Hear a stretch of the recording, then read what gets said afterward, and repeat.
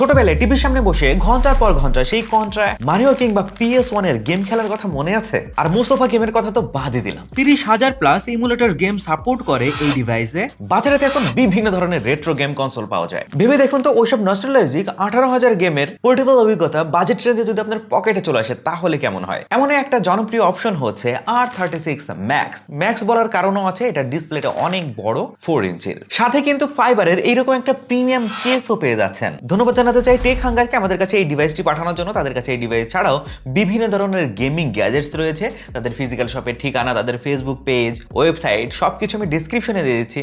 যারা interested go check it out. আর এখনই যারা অর্ডার করতে চাচ্ছেন নিচে দিয়ে অর্ডার নাও বাটনে প্রেস করেন। এই ডিভাইসে GTA Vice City, God of War, PS, Street Fighter, Mortal Kombat, PSP, Dreamcast, Nintendo, Neo Geo, ক্যাপকমের মতো আরো একাধিক প্ল্যাটফর্মের গেম ইজিলি খেলতে পারবেন, মানে সাপোর্ট করে। এতে 4 ইঞ্চের বেশ কালারফুল HD ডিসপ্লে রয়েছে। আর স্ক্রিনটা স্কোয়ার শেপ হওয়ার কারণে রেট্রো গেমগুলো দেখতে খুবই দারুণ লাগে। আর ডুয়াল 3D জয়স্টিক থাকায় যে কোনো 3D বা রেসিং গেম খেলা একদম পানির মতো সহজ। আর এই যে 18,000 গেমের কথা বললাম, এই গেমগুলো ছাড়াও পিসির মাধ্যমে মেমোরি কার্ডের EAR ROMs ফোল্ডারে আপনার পছন্দের যে কোনো নতুন গেম যদি আপনি ইনক্লুড করেন, সেই গেমগুলো কিন্তু এখানে অ্যাড হয়ে যাবে। এখানে OS এবং গেম লোড করার জন্য আলাদা স্লট দেওয়ার কারণে আপনি গেম খেলে যে সেভ করেন না, সেইটা হারানোর কোনো সম্ভাবনা নাই। আর বিল্ড কোয়ালিটি সেই লেভেলের শক্তপোক্ত ভাই। আর পেছনে সুন্দর গ্রিপ দেওয়া হয়েছে, সো সহজে আপনি এটা কন্ট্রোল করতে পারবেন। আর মজার ব্যাপার হচ্ছে বক্সে আপনি পেয়ে যাচ্ছেন প্রোটেক্টিভ কেস এবং এই স্ক্রিন প্রোটেক্টর। আর চার্জিং কেবল তো আছেই। ভেতরে রয়েছে 4000 mAh এর ব্যাটারি,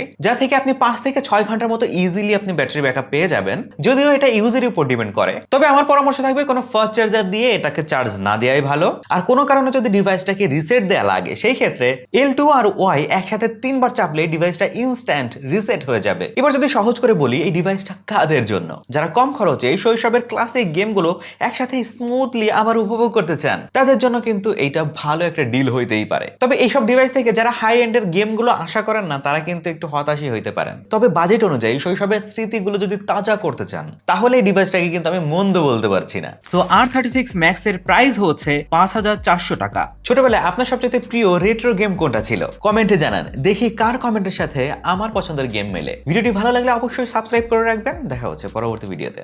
আল্লাহ হাফেজ।